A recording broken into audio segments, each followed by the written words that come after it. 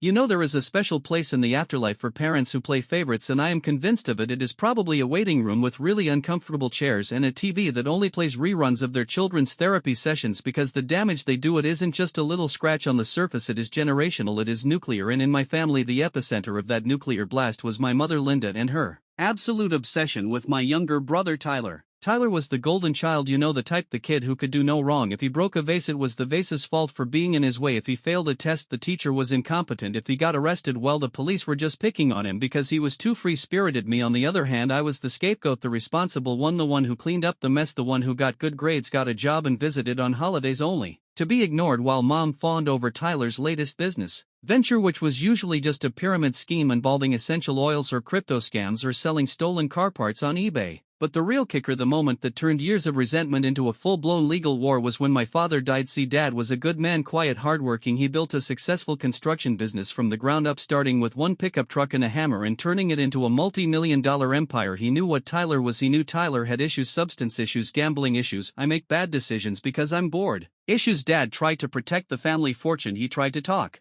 sense into Mom, but she wouldn't hear it. She had this blind spot the size of Texas. When it came to Tyler, she enabled him until he was literally rotting from the inside out. But Dad, being the practical man he was, set up a trust. He told me about it years ago. We were in the garage working on his old Ford truck, the smell of oil and sawdust in the air, and he put down his wrench, looked me in the eye, and said, "Julian, I am putting safeguards in place. I don't want Tyler to blow everything up his nose or lose it at a blackjack table. I am making sure the money lasts." I nodded, respecting his wisdom, thinking, okay, Dad has this handled. Dad sees the reality even if Mom doesn't. Then Dad passed away unexpectedly, massive heart attack while he was on a job site. Quick, sad, tragic. We buried him on a rainy Tuesday and the funeral was a disaster. Tyler showed up high, obviously high, wearing sunglasses indoors, stumbling over his words during the eulogy, making it all about himself, crying crocodile tears while Mom patted his hand and glared at anyone who looked at him funny. I stood there holding it together, shaking hands, thanking people for coming, dealing with the caterers, dealing with the funeral home, doing the actual work of grieving while they put on a show. But I thought, okay, let's just get through this, let's honor Dad and move on. But by Wednesday, literally the day after we put Dad in the ground, Mom had already met with the family lawyer to restructure the estate. I didn't think much of it at the time. I assumed she was just grieving and needed to handle the logistics. Bills needed to be paid, accounts needed to be transferred. It made sense, right? But then came the reading of the will, or rather the reading of the amendment, because apparently Mom hadn't just been handling logistics, she had been handling a heist. We sat in the lawyer's office. Mr. Henderson, a man who looked like he had been born in a three-piece suit, sitting behind a mahogany desk that probably cost more than my first car. The room smelled of old paper and betrayal. Mom was there, dressed in black, dabbing dry eyes with a tissue, looking for all the world like the grieving widow. Tyler was there, looking hungover, tapping his foot nervously, checking his phone every 30 seconds, probably waiting for a dealer to text him back. I sat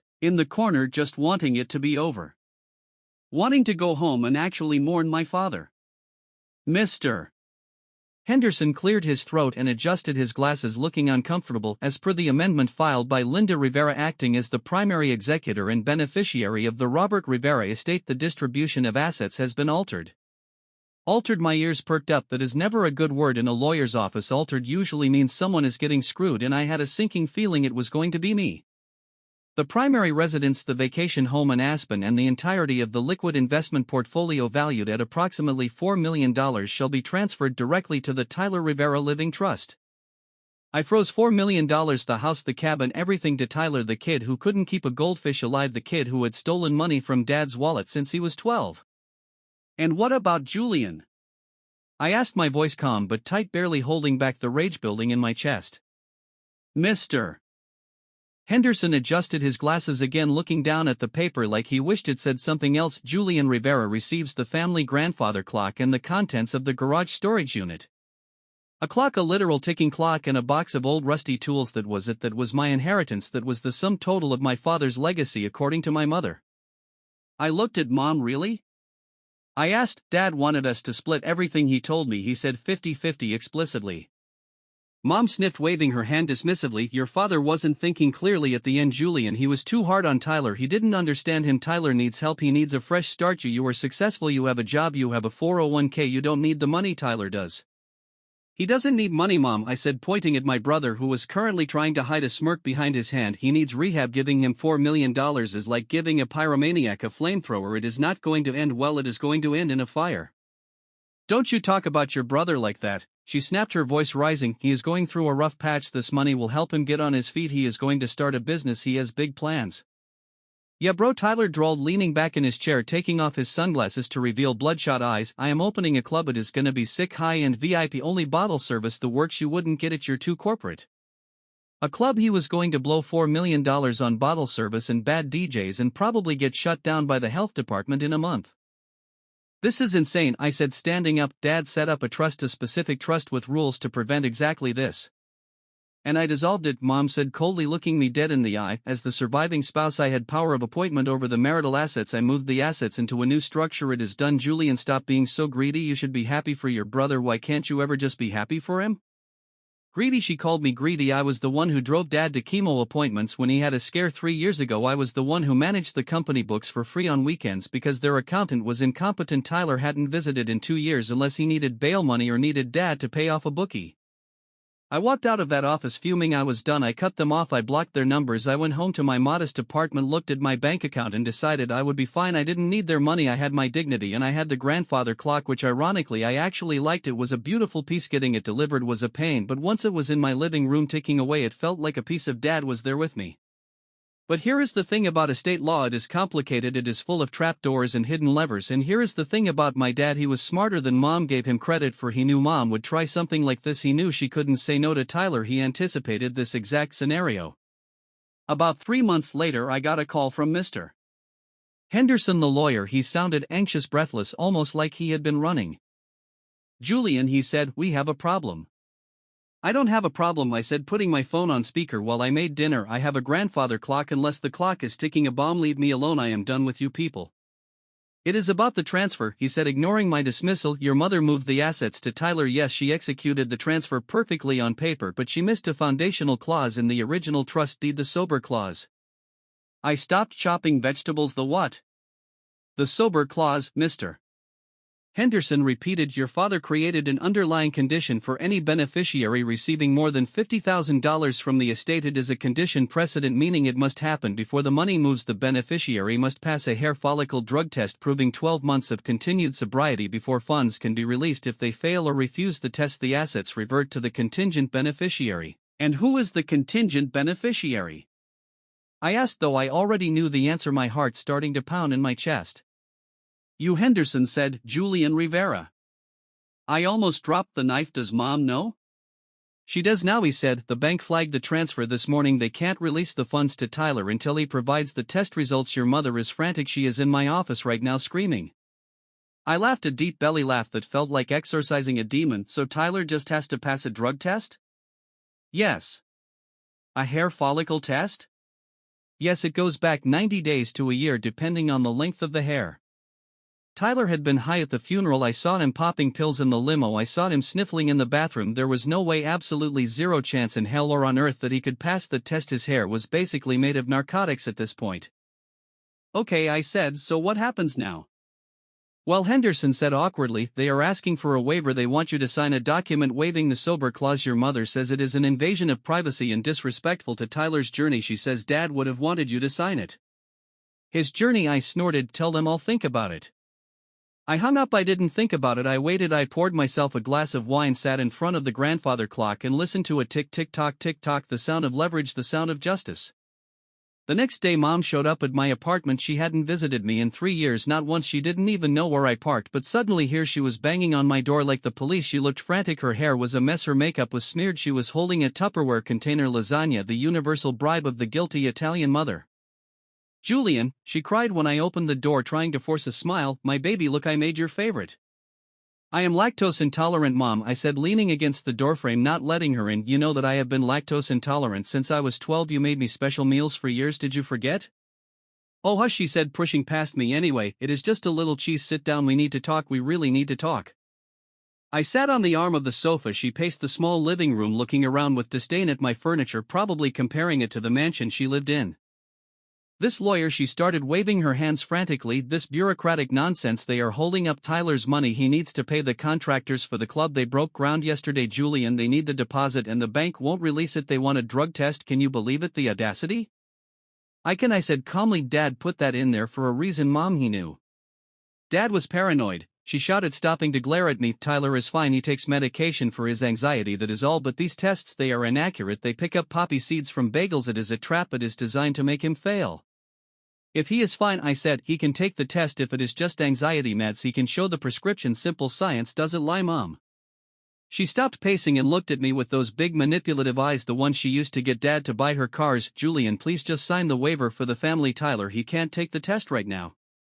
Why not? Because he might have slipped up just a little, a tiny mistake at a party last month. It doesn't mean he is an addict, it was peer pressure. But if he fails, he loses everything, and it comes to you. You don't want to steal from your brother, do you? Steal? I stood up, my anger finally bubbling over. Mom, you cut me out of the wool. You gave me a clock you stole from me. Now the rules Dad set up to protect the money from being snorted up Tyler's nose are kicking in, and you want me to save him? He is your brother, she screamed. He is fragile. He is 32 years old. I shouted back, he is not a child, he is a grown man who refuses to grow up because you keep enabling him. You have cushioned every fault he has ever taken, and look at him, he is a mess. I am not enabling him, I am loving him. You are killing him, I said quietly. If you give him $4 million right now, he will be dead in a year. Overdose, car crash, something. Dad knew that. Why don't you? She stared at me with pure hatred, a look I had never seen before. You are jealous. You have always been jealous of him because he has a spark, he has charisma. You are just boring, calculating, cold. You are just like your father's worst side. Get out, I said, pointing to the door. Sign the waiver. Get out. She left, slamming the door so hard a picture frame fell off the wall. It was a picture of me and Dad fishing. The glass didn't break. I took that as a sign. The deadline for the test was 30 days from the notification. The clock was ticking, literally and figuratively.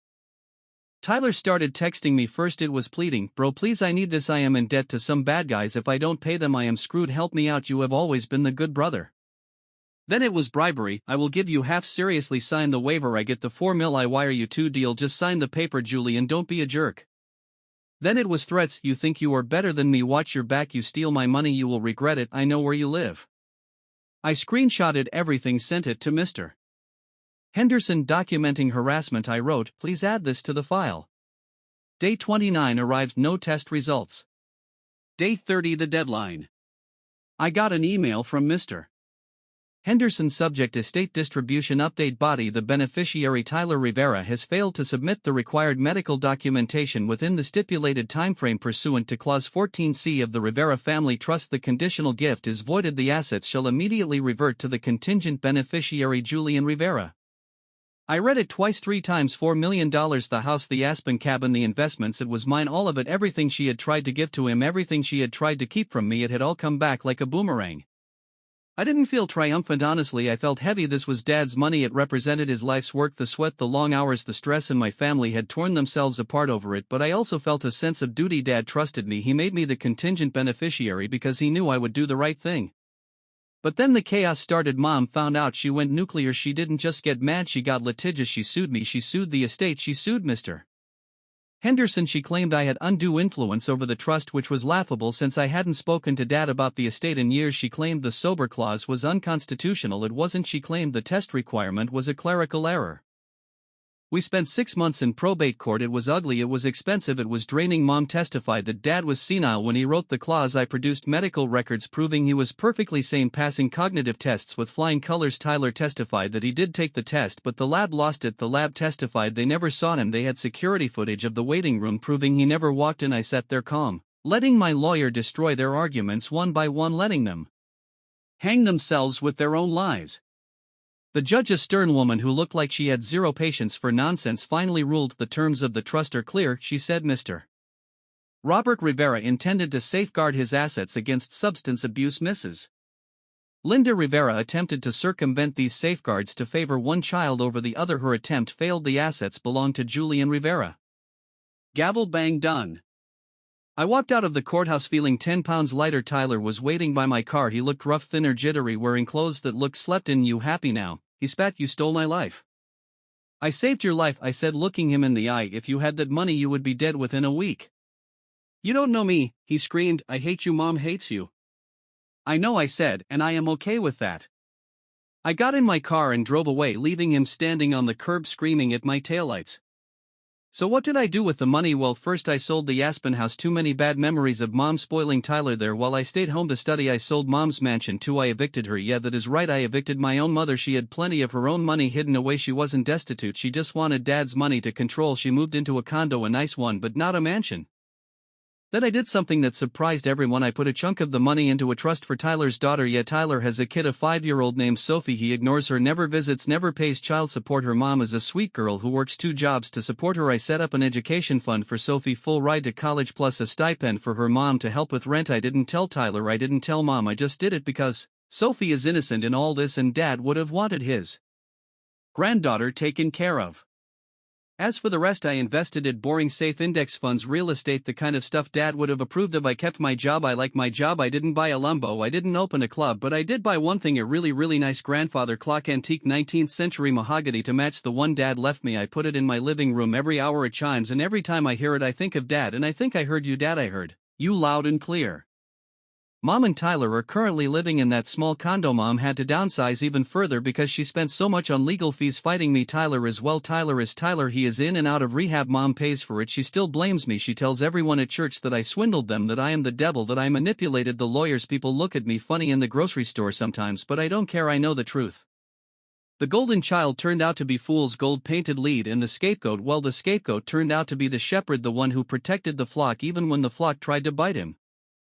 You know, the wildest part is thinking about what would have happened if mom had just been fair, if she had split it 50-50 like dad wanted, if she hadn't tried to cut me out completely, if she had just respected the will. Tyler would have gotten $2 million subject to the sober clause, which he would have failed, but maybe we could have worked something out for rehab. Maybe I would have waived it if he agreed to inpatient treatment, but her greed, her absolute need to give him everything and give me nothing, that triggered the scrutiny, that made the lawyers look closer, that activated the clause. She played herself. She tried to grab the whole pie and ended up dropping it on the floor face down. I visited dad's grave last week. It was sunny, a nice day. I cleaned off the headstone, planted some fresh flowers. Thanks dad, I said, for the clock and for the clause. You knew, didn't you? You knew exactly what you would do. I felt a breeze. Maybe it was him, maybe it was just the wind, but I felt peace for the first time in years. I felt like the scales were balanced. And to anyone listening, if you have parents who play favorites, don't let it break you. Let it make you independent. Let it make you strong. Let it drive you to be successful on your own terms, because one day the scorecard gets settled, and usually the one who kept their head down and did the work ends up holding the keys to the kingdom, while the favorite is left holding an empty bag. Oh, and if you are writing a will, put in a sober clause. Seriously, it keeps everyone honest, or at least it exposes the ones who aren't. It is the best insurance policy you can buy for your legacy. Karma is a funny thing. It doesn't always roar. Sometimes it just ticks like a clock, tick tock, waiting for the right moment, and then ding, time's up, game over, thanks for playing. I still get voicemails from mom on holidays. Julian, it is Christmas, don't be cruel, come see your brother, he is sick, he needs family. I delete them. Cruelty isn't staying away. Cruelty is what they did in that lawyer's office. Boundaries are the antidote to cruelty. I have my boundaries, I have my peace, and I have $4 million that will never ever be used to buy drugs. I think dad would be proud. And Tyler, I heard he tried to sue the hair-follicle testing company for defamation. He claimed his hair was contaminated by being in the same room as people smoking. The judge dismissed it in 5 minutes. You can't make this stuff up. The delusion is strong, but reality is stronger, and the reality is the check cleared in my account. I saw Tyler recently, actually from a distance. I was walking out of a restaurant and I saw him arguing with a valet over a tip. He looked older, haggard. The golden child's shine had worn off completely, leaving just a bitter, angry man. He didn't see me. I watched him for a second, wondering if I should feel sad, wondering if I should intervene, but then I remembered the lawyer's office. I remembered him smirking while mom cut me out. I remembered the bottle service plan, and I got in my car and drove away. Not my circus, not my monkeys. I realized something important through all of this. Family isn't just blood. Family is behavior. You can share DNA with someone and they can still be your worst enemy. My real family now are the friends who stuck by me, the colleagues who supported me, Sophie and her mom who I help quietly. They are my family, the people who respect me, not the people who feel entitled to my existence. So cheers to the scapegoats. We might not get the praise growing up, we might not get the new cars or the bailouts, but we get the last laugh, and in my case the last check. And honestly, the view from the high road is pretty spectacular, especially when you own the road. I recently decided to use some of the money to start a scholarship fund specifically for kids who have potential but difficult family situations, kids who need a break, a chance to get away and build something of their own. I named it the Robert Rivera Scholarship in honor of Dad. I think he would have liked that, helping kids who are willing to work for it, unlike his own son. Life is good, quiet, stable, peaceful. I don't take it for granted. I know how close I came to losing it all. I know how easily mom could have won if Dad hadn't been so foresightful, so I protect my peace fiercely because I earned it the hard way. And that grandfather clock, the one mom thought was a worthless insult, it is the most valuable thing in my house, not because of the appraisal but because it represents the truth. It represents the fact that dad saw me, he really saw me, he knew I would be the one to save his legacy, and in the end that is worth more than $4 million, but the $4 million definitely helps too, I won't lie about that. So yeah, that is my story, the story of how my mom tried to rob me and ended up robbing herself, how my brother tried to party his way to poverty and succeeded, and how I, the boring responsible one, ended up winning the lottery without buying a ticket. Tick tock, mom. Tick tock.